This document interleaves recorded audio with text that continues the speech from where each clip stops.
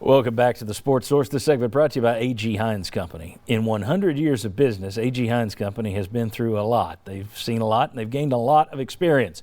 No one has better materials and tips for waterproofing your home than A.G. Hines Company. That's important here in East Tennessee, as anyone who lives here knows. And, of course, new codes are requiring an air barrier on new projects. They can explain that to you. They got the products to do it, the answers for you. Again, they've seen it all in 100 years.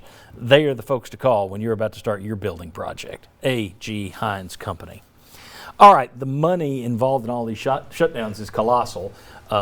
Networks, but you look at these networks, they pay usually at the beginning of the season. They pay in advance. They're not paying, if it's a 10-year deal, they're not giving you 10 years in advance, but they pay you a year in advance. All right, think if something gets canceled, they're going to have to hand the cash back, you would think. It gets into contracts, it gets into insurance policies, everything down the line. But you're also talking on a local level about the University of Tennessee and the SEC schools. Greg Sankey, for example, had an interesting comment. Let me put this up here. Talking about the fact that the NCAA went ahead and canceled the baseball and softball championships. Greg Sankey said, I'm surprised we've made a decision in March not to hold baseball and softball events in June. I'd love to know what went into those decisions. That does not sound like a man happy with Mark Emmert and his NCAA decision. If you're the SEC and an SEC school and you are shutting down some of your sports, so there's your revenue. You don't know what this is going to do for season ticket sales moving forward into fall. The expenses are probably going. Well, you're not having to pay people to go in there and keep an arena on and that kind of stuff. But still, I would guess expenses will go up. Revenue from the SEC network isn't going to be the same. You're not going to get the NCAA basketball package, the money that comes with that. If you're UT, what are you looking at? If Philip Fulmer's probably got a spreadsheet open in front of him right now because this is serious. The money you could be losing. It is, and I don't know how to put a definite number on that, but you are going to lose money. Pretty good chance we won't have any of the spring games. That's not a huge economic issue. But to give you a little bit of an idea of some of this, so in Nashville, before the SEC men's basketball tournament, they had lost an economic impact of $33 million. And then on top of that, you got the SEC tournament, which is untold number of economic impact. So it's affecting cities, it's affecting programs, to the tune of what we don't really know yet because we don't know how long this is going to last as far as a cancellation. But I do wonder if a lot of these programs are going to have to cut back in a lot of areas, 10%, 50%, whatever, because of the economic impacts. And the obvious answer here is we don't know how long it's going to last, and that's going to dictate how much of an impact we're talking about. But if this is a key period, the spring game not being played, if it doesn't happen, it's at least been postponed at Tennessee. If things like that don't happen, they don't lead to the same level of excitement for football. And you're in a big season ticket selling period right now. Does this impact the bottom line if and when football resumes later this year? To getting fans in the stadium, things like that could be impacted. I've speculated that fans maybe are excited to get back to games when they can resume this stuff, but in the short term, a lot of people may lose jobs and things like that could certainly impact the bottom lines of schools that are trying to sell tickets and get people in the stands. You also, two things from UT's perspective. UT has one of the top 10, if not number one, recruiting budget in the country every year. Okay. Is that budget going to be cut into? Is that part of where you save some money?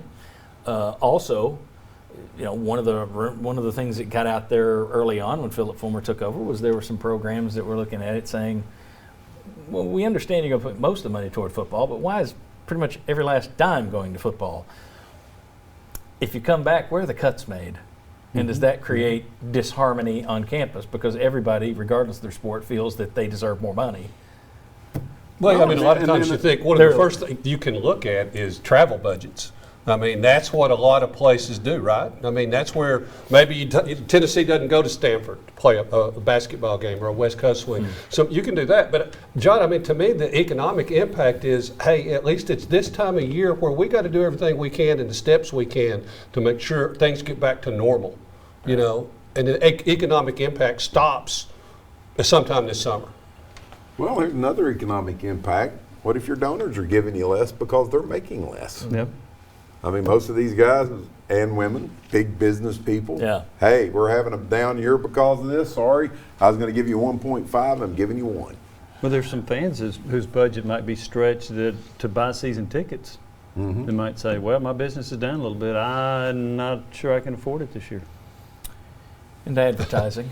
Yeah.